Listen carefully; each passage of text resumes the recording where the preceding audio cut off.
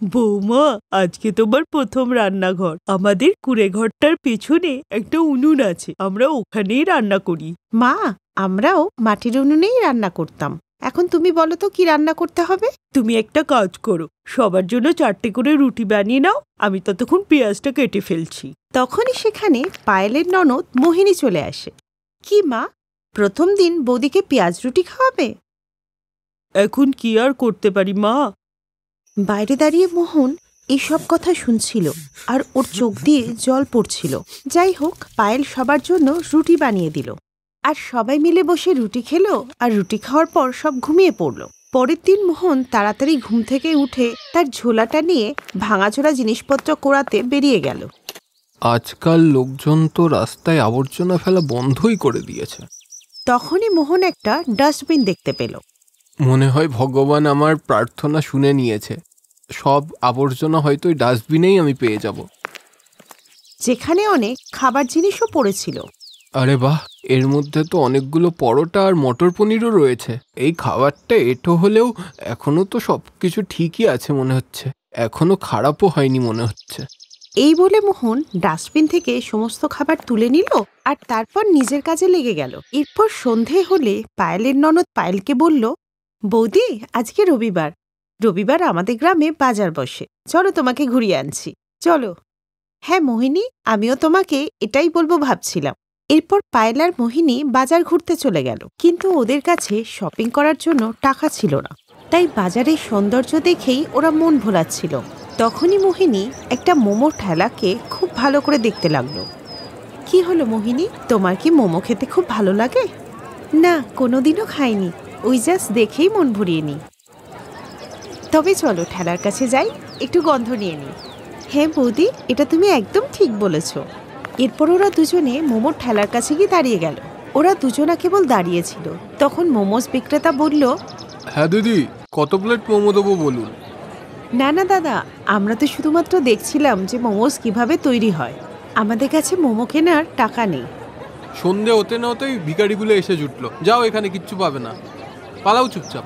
ও কাকু, তুমি কি পাগল হয়ে গেলে? আমরা কখন ভিক্ষা চাইলাম তোমার কাছে? মোহিনী, চলো, ঝামেলার কোনো দরকার নেই। আমাদের কাছে টাকা নেই, তাই উনি ভাবলেন আমাদের ভিখারি। চলো এখান থেকে, চলো যাই। এই বলে পায়েল আর মোহিনী পায়ে হেঁটেই বাড়িতে চলে এলো। মোহিনী, মোমো বানানোর কায়দা আমি ওই লোকটার কাছ থেকে দেখে নিয়েছি। আমি যদি উপকরণ পাই তাহলে আমি ওর থেকেও সুস্বাদু মোমো বানিয়ে দিতে পারবো। কি ব্যাপার বৌদি, তোমার বুদ্ধি তো খুব তীক্ষ্ণ। যাই হোক, এরপর পায়েল যখনই খাবার বানাতে গেল তখনই রাকেশ ডাস্টবিনের খাবার নিয়ে বাড়িতে পৌঁছালো। দাঁড়াও পায়েল, আজকে খাবার বানানোর কোনো দরকার নেই। দেখো, আমি তোমাদের জন্য কত ভালো ভালো খাবার নিয়ে এসেছি। এই দেখো। আরে বাবা, এত ভালো খাবার তুই কোথা থেকে পেলি? আজকে বাজারের ওখানে একটা বিয়ে বাড়ি ছিল, আমি ওখানে আবর্জনা নিতে গেলে ওখানেই ওরা আমাকে দিয়ে দিল। কি মজা, আজ কত বছর পর আমরা এত ভালো খাবার খেতে পারবো। আর কিছুক্ষণের মধ্যেই সবাই মিলে ওই ডাস্টবিনের খাবার খেতে লাগলো। কিন্তু এটা মোহন ছাড়া আর কেউই জানত না। ওদের ডাস্টবিনের খাবার খেতে দেখে মোহনের একটা আনন্দও হচ্ছিল আর তার সাথে একটা চাপা কষ্টও ছিল। কতটা অভাগা আমি, নিজেদের পরিবারের লোককে ডাস্টবিনের খাবার খাওয়াচ্ছি। কিন্তু কোনো ব্যাপার না, খাওয়ারটা তো ভালোই, এই জন্যে অন্তত এদের মুখে একটু হাসি তো ফুটলো। কিন্তু অর্ধেক রাতেই সবারই পেট খারাপ হতে লাগলো। সবাই বারবার ঘটি হাতে জমিতে টয়লেট করতে যেতে লাগলো। মোহনও অনেকবার টয়লেট করতে গেলে ওর মা বলল, বাবা মোহন, তুই এটা কেমন খাবার এনেছিলিস যে আমাদের সবারই পেট খারাপ হয়ে গেল? মোহনের কোনো জবাব দেওয়ার আগেই পায়েল মাঝখানে বলে উঠল, মা, এতে মোহনের কোনো দোষ নেই। আসলে অনেক বছর ধরে আমরা এত ভালো খাবার খাইনি তো, তাই হজম করতে পারছিলাম না। এই কথা শুনে মোহন অনেকটা রিল্যাক্স ফিল করল। তখনই ওর মা বলল, আমরা যে ডাক্তারের ওষুধ খাবো সেই টাকা তো নেই, তাই সবাই একটা কাজ করো, গরম জলে একটু লবঙ্গ আর একটু বিট নুন মিশিয়ে খেয়ে নাও, পেট সেরে যাবে। তারপর সবাই এমনটাই করল আর সকাল পর্যন্ত সবার পেটও ঠিক হয়ে গেল। এরপর রাকেশ যখন কাজে বেরোতে গেল, ওর বোন মোহিনী ওকে আটকে বলল, দাদা, আমাদের সবার না মোমোস খেতে ইচ্ছা করছে, আর বৌদিরও খুব ইচ্ছে হচ্ছে মোমো খেতে। আর বৌদি তো বানাতেও পারে। তাই দাদা, সন্ধেবেলা আসার সময় না মোমো বানানোর জিনিসপত্র সব নিয়ে এসো কিন্তু। বোন, মোমো বানানোর সামগ্রীর অনেক দাম। পেঁয়াজ, আলু, রসুন, কাঁচা লঙ্কা এগুলো তো আমরা আমাদের বাড়িতেই চাষ করে নিই। আমার উপার্জনে যে সংসার চালানোই দায় হয়, তাও আমি চেষ্টা করব। দাদা, চেষ্টা না, আনতেই হবে। বোন হয়ে আমি কি এইটুকু আবদার করতে পারি না? এরপর রাকেশ নিজের চোখের জল লুকিয়ে ভাঙাচোরা কোড়াতে বেরিয়ে পড়ল। সে হাঁটতে হাঁটতে অনেক দূর পর্যন্ত পৌঁছে গেলেও কোনো ভাঙাচোরা পেল না। আমি এক অভাগা ভাই, নিজের বোনের একটা ছোট ইচ্ছাও পূরণ করতে পারি না। বাড়িতে আসার সাথে সাথে মোহিনী ওকে বলল, দাদা, সবাই বোনেদের জন্য কত কি করে, আর তুমি এই সামান্য কাজটুকু করতে পারলে না? রাকেশের স্ত্রী পায়েল খুব বুদ্ধিমতী ছিল, তাই সে কিছু কিছু নিজের স্বামীর কষ্টটা বুঝতে পারছিল। তাই রাকেশ কিছু বলার আগেই পায়েল বলল, পায়েল, সব দাদাই চায় নিজের বোনের ইচ্ছা পূরণ করতে, কিন্তু দাদার কাছে ওইভাবে জেদ করতে নেই। কিন্তু বৌদি, আমি তো শুধু মোমোস খেতে চেয়েছি, কি আমার রাজমহল চেয়েছি? তুমি মোমো খেতে চাইছো, তাই তো? আজকে রাতে আমি সবার জন্য মোমো বানাবো। কিন্তু বৌমা, আমাদের কাছে তো মোমো বানানোর উপকরণই নেই। মা, আমাদের কাছে আটা আছে, নুন আছে, তেল আছে, আগুন জ্বালানোর জন্য কাঠ আছে, আর মাটির উনুনও আছে। আর আমরা আমাদের ঘরের পেছনে আলু, পেঁয়াজ, লঙ্কা, রসুন সবেরই চাষ করি। এইসব দিয়ে আমি এত ভালো মোমো বানাবো না যে তোমরা সবাই আঙুল চাটবে। দারুণ ব্যাপার তো বৌদি, আমার বিশ্বাস আছে তোমার ওপর যে তুমি দারুণ মোমো বানাবে। এই বলেই ওরা দুজনে ঘরের বাইরে গিয়ে সমস্ত সবজি তুলে নিয়ে আসে। মোহিনী, তুমি আটাটা মাখো, আর আমি সবকিছু রেডি করছি, যাও। এরপর মোহিনী আটা মাখলো, আর পায়েল যখন সব সবজিগুলো একসাথে ফ্রাই করলো, তখন দারুণ সুন্দর গন্ধ বেরোলো। বৌদি, সবজির গন্ধ তো দারুণ আসছে। এইভাবে ওরা অনেকগুলো ফ্রাইড মোমো বানিয়ে নিল, যেগুলো কেবলমাত্র ঘরের উপকরণেই তৈরি হয়েছিল। বৌদি, তুমি তো চমৎকার করে ফেললে। এরপর ননদ বৌদি মিলে সবাইকে মোমো পরিবেশন করলো, আর সবাই মিলে একসাথে বসে খেলো। মোমো, এই আমি প্রথমবার জীবনে মোমো খেলাম, কিন্তু আমি হলফ করে বলতে পারি যে এত সুস্বাদু মোমো এই শহরে কেউ বানাতে পারবে না। হ্যাঁ পায়েল, তোমরা দুজনে তো ফাটিয়ে দিয়েছ। আর যদি এটার স্বাদ এত ভালোই হয়, তাহলে তো আমরা এটা বাইরে বিক্রিও করতে পারি। পরের দিন থেকেই ওরা মোমো বানাতে শুরু করলো, আর লোকেদের ওই ফ্রাইড মোমোর স্বাদ খুব পছন্দ হলো।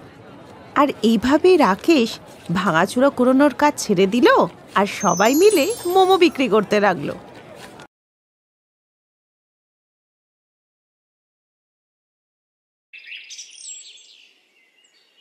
অনিকেত মেহরা পরিবারের ছোট ছেলে। ওর দাদার বৌদির অ্যারেঞ্জ ম্যারেজ হয়েছিল, আর অনিকেতের কলেজে পড়ার সময় নয়না নামে হরিয়ানার একটি মেয়ের সাথে প্রেম হয়ে যায়। এরপর ওদের লাভ কাম অ্যারেঞ্জ ম্যারেজ হয়ে গেল। নয়নার বিয়ের আগে শ্বশুরবাড়ির সবাই ওর বড় যা অনুরাধা আর শাশুড়ির লতার হাতের রান্নাই খেত, কিন্তু যবে থেকে নয়না বিয়ে করে মেহরা পরিবারে এসেছে, তবে থেকে ওর হাতের রান্নাই সবারই ভীষণ ভালো লাগতো। নয়না অন্য স্টেটের মেয়ে বলে অনুরাধার লতা ওকে খুব বেশি একটা পছন্দ করতো না। তারপর একদিন, আহা বৌমা, কি সুস্বাদু খাবার বানিয়েছো তুমি। আহা হা, কি চটপটে খাবার, খেয়ে একদম মন প্রাণ সব জুড়িয়ে গেল গো। তোমার হাতের খাবার খেয়ে কেউ বলতে পারবে না যে তুমি পাঞ্জাবি না। কি স্বাদ, আহা। হ্যাঁ বাবা, খাবারটা খেতে খুব স্বাদ হয়েছে। এত ভালো পাঞ্জাবি খাবার তো আমার বউ অনুরাধা পাঞ্জাবি হয়েও রান্না করতে পারবে না। এই কথা শুনেই অনুরাধা জ্বলে পুড়ে যায়, কিন্তু কোথাও অনুরাধারও নয়নার হাতের খাবার খুব পছন্দ ছিল। তারপর একদিন, যাই বলো না কেন মা, নয়না না খুব ভালো রান্না করে, তোমার বা আমার রান্নার থেকেও ভালো। আরে চুপ কর তো তুই, কি বা ভালো বানায়। দাঁড়া না, আজকে আমি বেগুনের ভর্তা বানাবো, সবাই আঙুল চেটে খাবে, দেখে নিস তুই। ঠিক আছে, আপনি বানিয়ে নিন আপনার বেগুনের ভর্তা। নয়না কিন্তু আজকে কাঁঠালের সবজি বানাচ্ছে, আর তাতে যা গন্ধ বেরোচ্ছে, তার পাশে আপনার বেগুনকে খুঁজে পাওয়া যাবে তো। কিছুক্ষণ পরে সবাই খাবার টেবিলে বসলো। লতা সবাইকে বেগুনের ভর্তা খেতে দিল, আর সেই সময় নয়নাও চলে এলো কাঁঠালের তরকারি নিয়ে। আর যার গন্ধে সবাই বেগুনের ভর্তা ছেড়ে দিয়ে কাঁঠালের তরকারি চেটে ফুটে খেতে লাগলো। আহা বৌমা, এই কাঁঠালটা নিশ্চয়ই তুমি রান্না করেছো। হ্যাঁ বাবা। নয়না, তোমার হাতে কিন্তু জাদু আছে, তুমি যে কোনো বোরিং সবজিকে সুস্বাদু বানিয়ে দিতে পারো। হ্যাঁ নয়না, সত্যি খুব ভালো রান্না করেছো। সত্যি তোমাদের খুব ভালো লেগেছে? Thank you so much. আর এইভাবেই সবাই কাঁঠালের তরকারি প্রশংসা করতে করতে খাওয়া শেষ করে দিল, আর বেগুনের ভর্তা পড়েই থাকলো। বাদ দাও মা, তোমার ক্ষমতাই নেই নয়নাকে হারানোর। এবার তুমি দেখো কিভাবে কালকে আমি পাঞ্জাবি ছোলা বাটোরা বানিয়ে সবাইকে আমার খাবারের ফ্যান করে তুলবো। পরের দিন অনুরাধা ছোলা বাটোরা বানালো। আরে বড় বৌমা, এখনো পর্যন্ত তোমার ছোলা বাটোরা তৈরি হলো না? আর একটু দেরি আছে মা, আর ভালো করে রান্না করতে গেলে একটু তো সময় লাগবে। আর তুমি খেয়ে দেখো তো টেস্ট ঠিক আছে কিনা। খেতে তো দারুণ হয়েছে, চল তাড়াতাড়ি ওদেরকে পরিবেশন করে দে। এরপর অনুরাধা সবাইকে ছোলা ভাটোরা খেতে দিল, আর ঠিক সেই সময় নয়নাও মন্দির থেকে চলে এলো। একে দিদি, তুমি সবার জন্য ছোলা বাটোরা বানিয়ে দিলে কেন? আমি তো সবার জন্য পাও ভাজি বানিয়ে রেখে গেছিলাম, তাও আবার লেবু দিয়ে। এই শুনেই সবার হাত থেমে গেল, আর নয়নাকে বলতে লাগলো পাও ভাজি আনার জন্য। নয়না যেই পাও ভাজি নিয়ে এলো, সবাই ওই খাবারের ওপর হামলে পড়ল, আর অনুরাধার ছোলা বাটোরা একদিকে রেখে দিয়ে সবাই পাও ভাজি খেতে লাগলো। আরে বাহ, কি দারুণ গন্ধ আসছে। আরেকটু দাও তো। এখনই দিচ্ছি। হ্যাঁ বৌমা, যবে থেকে তুমি এসছো তবে থেকে আমরা খাবারের সপ্ত স্বর্গে বাস করছি। এই শুনে শাশুড়ি আর বড় বউ জ্বলে পুড়ে মরল। জানি না এই পোড়ামুখী হাতে কি আছে যে আমাদের কোনো খাবারই ওদের মুখে লাগে না। বলো তো মা, আমার ছোলা বাটোরায় কি খারাপ ছিল? না না, এমনিতে ভালোই ছিল বৌমা, কিন্তু পাও ভাজির কাছে একদম ফিকে হয়ে গিয়েছিল। জানি না ও খাবারে কি মশলা মেশায়। এইভাবেই কিছুদিন যাবার পর নয়নার ভাসুর ওকে ডেকে বলল, নয়না, নয়না, হ্যাঁ দাদা। কাল আমার বস আর ওনার ওয়াইফ আমাদের বাড়িতে ডিনারে আসবে। তুমি কিছু একটা ভালো রান্না করে দেবে? ঠিক আছে দাদা। কেন, ও কেন বানাবে? আমি বানাতে পারবো না বুঝি? না না, আসলে যদি কাল আমার বস না আসতো তুমি রান্না করতে পারতে, আমার কোনো সমস্যা ছিল না। কিন্তু কাল উনি ওনার ওয়াইফকে নিয়ে আসবে, আর এটা আমার প্রমোশনের ব্যাপার, তাই আমি রিস্ক নিতে চাই না। তুমি তো জানোই আমার বস পাঞ্জাবি, আর ওনার চটপটে খাবার খুব পছন্দ। পরের দিন নয়না খাবার বানিয়ে রেডি করে ফেলে। নয়নার ভাসুরের বস আর তার স্ত্রী ওদের বাড়িতে আসে। সবাই ওদের খুব ভালোভাবে ওয়েলকাম করে। কিছুক্ষণ পরে সবাই একসাথে বসে ডিনার করলো, আর বস তো খাবার খেয়ে খুবই খুশি হলেন। আহা, কি দারুণ হয়েছে খেতে। এত ভালো খাবার তো আমি 7 স্টার হোটেলেও খাইনি। আহা, সত্যি অসাধারণ। হ্যাঁ হ্যাঁ, খুবই টেস্টি আর সুস্বাদু খাবার। ওয়াও! শুভম, তুমি খুব লাকি যে তোমার ওয়াইফ এত টেস্টি খাবার রান্না করতে পারে। আরে না না স্যার, এই খাবারটা তো আমার ছোট ভাইয়ের বউ নয়না রান্না করেছে। নয়না হরিয়ানার মেয়ে, ওদের ইন্টারকাস্ট ম্যারেজ, কিন্তু নয়না খাবারটা দারুণ বানায়। নয়নার প্রশংসা করার কিছুক্ষণ পরেই ওরা ওখান থেকে চলে যায়। আর এই দেখে অনুরাধা তার শাশুড়িকে বলে, মা, এটা কিন্তু খুব বাড়াবাড়ি হচ্ছে। আগে শুধুমাত্র বাড়ির লোক প্রশংসা করতো, এখন তো বাইরের লোকও প্রশংসা করছে। শোনো বৌমা, একটাই উপায় আছে যে আমরা জানতে পারবো কিভাবে ও রান্নাটা করছে। আর ওটা কি? ওর ওপর নজর রেখে। এরপর ওরা দুজনে নয়নার উপরে নজর রাখতে শুরু করলো। নয়না যখন রান্না করছিল তখন ওরা জানলা দিয়ে চুপি চুপি দেখছিল। সর বৌমা সর, আমাকে একটু দেখতে দে, হলুদের পর ও কি দিল। সর। মা, আমার মনে হচ্ছে নুন বা লঙ্কার গুঁড়ো দিল। তোর এই স্বভাবের জন্যই না তুই বারবার হেরে যাস। সর, আমাকে দেখতে দে। দুজনই দেখার চেষ্টা করলো, কিন্তু ওরা কিছুই বুঝতে পারল না। মা, তুমি এক কাজ করো, বরং ওকে গিয়ে জিজ্ঞেস করো যে ও রান্নায় কি কি মেশায়। কি দুদিনকার মেয়ের কাছে আমি জিজ্ঞেস করব? একদম না। এরপর শাশুড়ি আর বৌমা মিলে কখনো কুকিং শো দেখতো, কখনো ইউটিউবে রান্নার রেসিপি দেখে রান্না করার চেষ্টা করত। কিন্তু তাতে কোনো লাভ না হওয়ায় তারা একটা প্ল্যান বানায়। ওরা সবসময় নয়নার সাথেই থাকতে লাগলো, আর যাতে নয়না খুব ইরিটেট হতো। উফ, জানি না মায়ের আর দিদির কি হয়েছে, সারাদিন আমার সাথে চিপকে থাকে। আর একদিন ওরা সবটা জানতে পারে। মা, তুমি জানো মেয়েটা না খুব চালাক। আমাদের রান্নাঘরে কোনো মশলাই ও ব্যবহার করে না, অন্য মশলা দিয়ে রান্না করে। আমি নিজে দেখেছি। হ্যাঁ, হে ভগবান, কোনো জাদুটোনা শিখে আসেনি তো আবার? কে জানি কি করছে। চল চল গিয়ে একবার দেখি ওর ওই কৌটোতে কি সব আছে। কি এমন জিনিস ঢালে যাতে সবাই ওর গুণগান গায়। না না, এখন যাব না মা, রাতে যাব। এখন গেলে সন্দেহ হবে। কি জানি বাবা, এখন গেলে হয়তো জাদুর সাহায্যে ও আমাদের ইঁদুর বা পাখিটাকি বানিয়ে দেবে। না না, তুই ঠিকই বলেছিস, রাতেই যাব। এই বয়সে বাবা ইঁদুর বা পাখিটাকি হতে পারবো না। রাত্রিবেলা গিয়ে দেখলো যে ওই কৌটোতে নর্মাল মশলাই রাখা আছে। এ তো একই রকমের মশলা, যেটা আমি আনি সেরকমই তো, তাহলে আর আলাদা কোথায়? আমি বলছি মা, এ নিশ্চয়ই কোনো জাদুটোনা করে, আর সবার সামনে সেটা বার করতেই হবে। পরের দিন সবাইকেই হলে ডাকে। তোমরা জানো এই মেয়েটা আমাদের খাবারে জাদুটোনা করে। এই মেয়েটা একটা জাদুকর, জানো? জাদুকর। মা, এসব তুমি কি বলছো মা? না হলে বলো তো, কেন তুমি মশলার ডিব্বা আলাদা করে রাখো?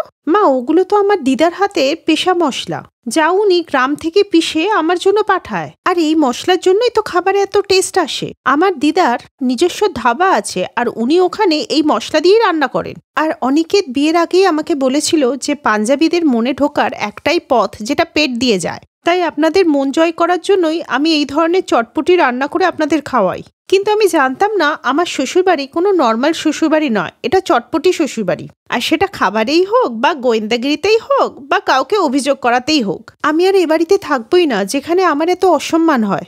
মা, ও তো শুধু তোমাদের মন জয় করার জন্য এসব করছিল। আর এইভাবেই শাশুড়ি আর বড় যা নিজের ভুল বুঝতে পারে, আর ওরা নয়নার কাছে ক্ষমা চায়।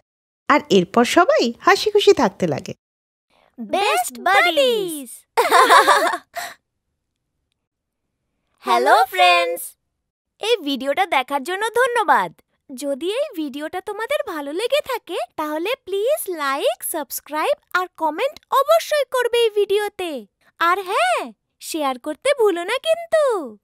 আরো অনেক মজাদার ভিডিও দেখার জন্য নিচে দেওয়া এই বেল আইকনটাকে প্রেস করো। দেখতে থাকো বেস্ট বাডিজ।